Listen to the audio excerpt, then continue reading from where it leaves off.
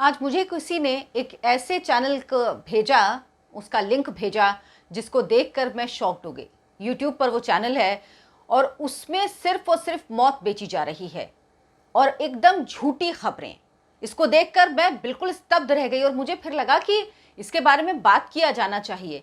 आपको जानना ज़रूरी है, क्योंकि सिर्फ ऐसे लोग दोषी नहीं जो ऐसा कंटेंट बनाते हैं, बल्कि वो लोग भी दोषी हैं जो इनको देखते हैं, इनको सब्सक्राइब करते हैं। नमस्कार, बहुत बहुत स्वागत है आपका। आपके साथ मैं हूं अर्चना सिंह। आज मुझे किसी ने एक लिंक भेजा, एक डिजिटल चैनल का, यूट्यूब चैनल का, जिसमें जो खबर थी, जो थंबनेल बना हुआ था, वो देखकर मैं हैरान रह गई।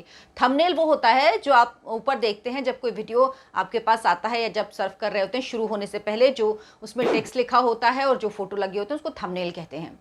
तो वो थंबनेल देख के मैं चौंक गई कि ऐसा कैसे। किसी में लिखा हुआ था मिथुन का निधन हो गया, अमिताभ बच्चन, जया बच्चन, जैकी श्रॉफ, कोई नाम नहीं छोड़ा था जिसका जिक्र इनमें नहीं किया गया और ये ना कहा गया हो कि इनकी मृत्यु हो गई। इसके अलावा धर्मेंद्र, सबके बारे में अभी अभी मिथुन का हुआ निधन। और किसी किसी में तो क्या किया है, किसी पत्रकार की फोटो लगाई है और बगल में उस हस्ती की फोटो लगा दी है जिसकी मौत की खबर इन्होंने दिखाई है और उसमें माला भी चढ़ा दी। और पत्रकार की फोटो क्यों लगा रहे हैं? ताकि ऑथेंटिक लगे। मतलब सोचिए, झूठ की कितनी बड़ी दुकान चल रही है कि इसको सच साबित करने के लिए पत्रकार की फोटो लगा रहे हैं, यानी इनकी ये खबर है। या आप फेस देखकर उनका भरोसा कर लें और उसके बाद उस वीडियो को क्लिक करें, उसको देखें और उनके चैनल को सब्सक्राइब करें। इसमें रजनीकांत, करिश्मा कपूर, धर्मेंद्र, मिथुन चक्रवर्ती, जैकी श्रॉफ, जया बच्चन, रेखा, सलमान खान, डॉक्टर मनमोहन सिंह जो हमारे पूर्व प्रधानमंत्री हैं, उनका जिक्र है। मतलब सबके बारे में लिखा गया। मुलायम सिंह के लिए लिखा गया कि उनका भी अभी निधन हो गया और सीधे से लिखते हैं अभी अभी मिथुन का हुआ निधन, अभी अभी धर्मेंद्र देओल का हुआ निधन। मतलब आपको समझ में नहीं आएगा। और एक खबर तो दशहरे से जुड़ी थी कि जिसमें बहुत लोग मारे गए। रावणगिरा जो यमुनानगर की घटना है, जिसमें कुछ लोग घायल हुए, जिन्हें अस्पताल में प्राथमिक उपचार के बाद छोड़ दिया गया, कोई गंभीर घायल भी नहीं हुआ। उसमें लिखा है कि बहुत लोगों की मौत हो गई रावण दहन में। सोचिए, ऐसी खबरें। मतलब मैं ये सोच रही थी कि कैसे लोग होते हैं जो जिनकी अंतरात्मा नहीं होती है। उनको कभी नहीं लगता कि वो क्या कर रहे हैं, किसी के मौत की खबर छाप रहे हैं। और जो वीडियो है वो सिर्फ 1 मिनट का वीडियो है, जिसमें 30 से 35 सेकंड तक सिर्फ ये सब है कि आप चैनल को सब्सक्राइब कीजिए, लाइक कीजिए ये। और उसके बाद सिर्फ ये है कि अस्पताल में भर्ती हैं, इनकी तबीयत खराब हो गई है, इनको हार्ट अटैक आ गया है। अंदर सिर्फ ये, सिर्फ 2 लाइन की खबर होती है। अमिताभ बच्चन के लिए और अमिताभ बच्चन का एक बार नहीं, 4, 5 बार, 6 बार मार चुके हैं। किसको किसको कितनी बार मार चुके हैं। और लिखा कि अमिताभ बच्चन को ट्यूमर हो गया है चेस्ट में और उनको बहुत दर्द हो रहा है, उनका 2 से 3 दिन तक ऑपरेशन चलेगा। 2 से 3 दिन तक ऑपरेशन, मतलब कुछ भी। उसमें आराध्या जो ऐश्वर्या राय की बेटी हैं, शिल्पा शेट्टी के बेटे विवान, उनके लिए लिखा गया, बच्चों के लिए, कि वो मर गए। मतलब कैसे कोई लिख सकता है?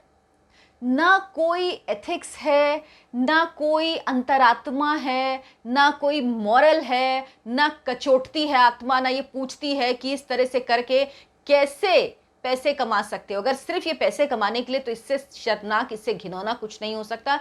लेकिन इस देश में वो भी लोग हैं, हमने देखा है, जिन्होंने कोरोना के टाइम पे जो आपदा को अवसर में बदलने में लगे हुए थे, जो उस टाइम पे भी कमाई कर रहे थे, ब्लैक में दवाइयाँ बेच रहे थे, तो वो इसी मानसिकता के यही लोग होते हैं। और ये लोग हर जगह मौजूद हैं। एक ही चैनल है ऐसा नहीं है, बहुत सारे लोग ऐसे होंगे।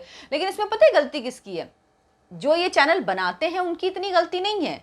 उसमें ज्यादा गलती आपके जैसे लोगों की है जो इनको सब्सक्राइब करते हैं। सब्सक्राइबर कितने हैं इनके? 93.5, यानी 93,500 के, 93.5 के, 93,500 इनके सब्सक्राइबर हैं। सोचिए वो कौन लोग हैं। मैं तो ये सोच रही थी कि बनाने वाला तो एक बंदा होगा, लेकिन वो लोग कौन हैं जो इस चैनल को सब्सक्राइब करते हैं? वो कौन लोग हैं जो इस चैनल को देखते हैं एक बार देखने के बाद? और वो कौन लोग हैं जिन्होंने इसको सब्सक्राइब किया हुआ है? मतलब क्या सोच के सब्सक्राइब किया हुआ है? और ये कोई बहुत पुराना चैनल नहीं, 1.5 साल पुराना चैनल है। और उसके बाद उसमें ऐसी खबरें, हालांकि यूट्यूब में देखिए बहुत ज़्यादा चेक नहीं है इस चीज़ को लेके। हालांकि इसमें कुछ तरीके हैं जिसमें आप अगर चाहें तो ऐसा कोई कंटेंट है तो उसकी शिकायत कर सकते हैं। लेकिन यूट्यूब सिर्फ ऊपर का आपका थंबनेल देखता है, सारे वीडियो वो देख नहीं सकता, वो संभव नहीं। थंबनेल देखता है, आपका डिस्क्रिप्शन देखता है, टाइटल देखता है, इतना ही देखता है। अंदर का मैटर वो नहीं देखता इतना। तो लेकिन उसमें एक ये भी प्रावधान है कि आप चाहें अगर कोई कंटेंट ऐसा है जो गुमराह करने वाला है, जो गलत गतिविधियों को कर रहा है, तो आप उनकी कंप्लेंट कर सकते हैं यूट्यूब में।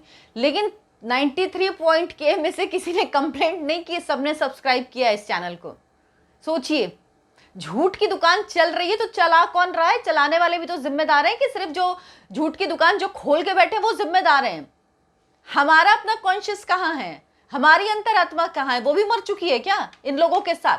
यूट्यूब में जो कंटेंट क्रिएटर होते हैं उसमें कुछ ऐसा तो है नहीं कि उसके लिए कुछ रूल्स हैं, कुछ रेगुलेशन हैं, आपके मिनिमम क्वालिफिकेशन ये होनी चाहिए, या आपकी क्वालिफिकेशन अगर ये है तो आप इसी सब्जेक्ट पे वीडियो बना सकते हैं, इसी सब्जेक्ट पे कंटेंट दे सकते हैं आप। ऐसा कुछ नहीं है, कोई कुछ भी बना सकता है, कोई कुछ भी कर सकता है, भले ही उसको विषय की जानकारी हो या नहीं हो। जैसे मैं पत्रकार हूँ तो मैं, जाहिर सी बात है, अब मुझे अगर कोई साइंस से जुड़ा कोई मुद्दा है, कोई बहुत वैसा मुद्दा है, तो उसके लिए मैं किसी की सलाह लूंगी, किसी से पूछूंगी, कोई साइंटिस्ट होगा तो उससे पूछूंगी, समझूंगी, उसके बाद करूंगी।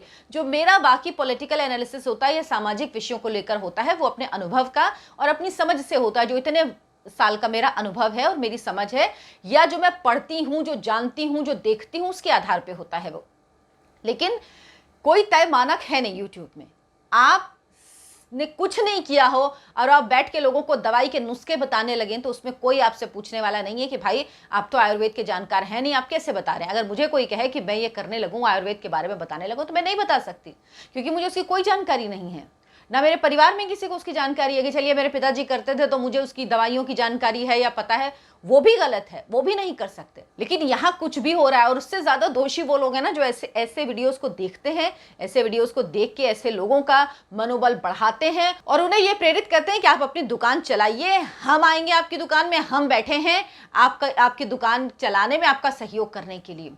तो कुछ सोचिए, समझिए, अपना दिमाग खोलिए और ऐसे लोगों को बायकॉट कीजिए, कंप्लेंट कीजिए यूट्यूब में। वो नहीं कर सकते तो कम से कम ऐसे लोगों को सब्सक्राइब तो मत कीजिए, ऐसे लोगों के चैनल पे जाइए तो नहीं, ऐसी चीज़ों को देखिए तो नहीं।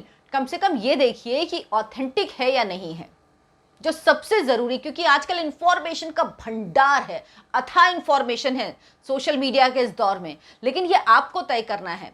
टीवी है, उसमें चेक एंड बैलेंसेस होते हैं। टीवी में जब कोई खबर आती है, कोई खबर, तो वो एक रिपोर्टर लाता है या किसी एजेंसी से खबर आती है, तो उसकी एक ऑथेंटिसिटी होती है कि खबर कौन लाया। उसके बाद जो न्यूज़ रूम में होता है, वहाँ पे लोग होते हैं जो इसको देखते हैं कि कौन सी खबर जानी चाहिए, कौन सी खबर कितनी हद तक जानी चाहिए, किस खबर को थोड़ा डाइल्यूट करना चाहिए, कौन सी खबर हमें रोक देनी चाहिए, या ये खबर में ये कमी है, यानी इसकी बाइट नहीं है या इसका वर्जन नहीं है तो इसके वर्जन के बिना ये खबर। ये सब चेक एंड बैलेंसेस होते हैं और बहुत सारे उसके स्टेप्स होते हैं। सोशल मीडिया में ऐसा कुछ नहीं है, किसी ने कुछ भी कहा, किसी ने कुछ भी लिखा, और ये हमने कोरोना के टाइम पे बहुत देखा। लेकिन हम फिर भी नहीं सुधरते, हम फिर भी नहीं समझते और हम ऐसे लोगों को लगातार बढ़ावा देते रहते हैं जो गलत खबरें फैलाते रहते हैं, मतलब लोगों की मौत बेचते हैं और हम खरीदते हैं। तो बेचने वाले से ज्यादा दोषी मैं मानती हूं वो लोग हैं जो ये खरीदते हैं, जो खरीदार हैं। तो आप इनके खरीदार मत बनिए, बायकॉट करिए, हो सके तो कंप्लेंट करिए। अगर आपको मेरा वीडियो पसंद आया हो तो मेरे इस वीडियो को लाइक करें, शेयर करें और सब्सक्राइब जरूर करें। नमस्कार।